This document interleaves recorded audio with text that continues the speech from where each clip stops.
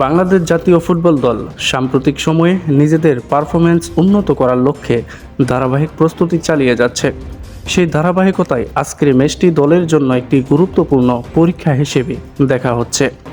অন্যদিকে ইউরোপের ক্ষুদ্র দেশ সান মারিনো আন্তর্জাতিক ফুটবলের তুলনামূলক দুর্বল দল হিসেবে পরিচিত হলেও সাম্প্রতিক সময়ে তারা নিজেদের খেলায় উন্নতির আভাস দিয়েছে। ফলে ম্যাচটিকে সহজভাবে নেওয়ার সুযোগ নেই বাংলাদেশের কোচ ও খেলোয়াড়রা ম্যাচের আগে আত্মবিশ্বাসী অবস্থানের কথা জানিয়েছেন। বিশেষ করে আক্রমণ ভাগের খেলোয়াড়দের উপর থাকবে সমর্থকদের বাড়তি প্রত্যাশা। ফিফা র্যাঙ্কিংয়ে সাম্প্রতিক পারফরম্যান্স বিবেচনায় বাংলাদেশকে কিছুটা এগিয়ে রাখা হলেও মাঠের খেলাই শেষ কথা।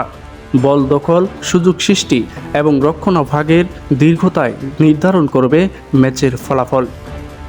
এখন দেখার বিষয়, বাংলাদেশ কি নিজেদের সেরা ফুটবল খেলতে পারে এবং সমর্থকদের প্রত্যাশা পূরণ করতে পারে কিনা।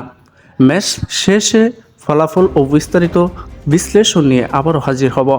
চ্যানেলটি সাবস্ক্রাইব করবেন। আল্লাহ হাফেজ।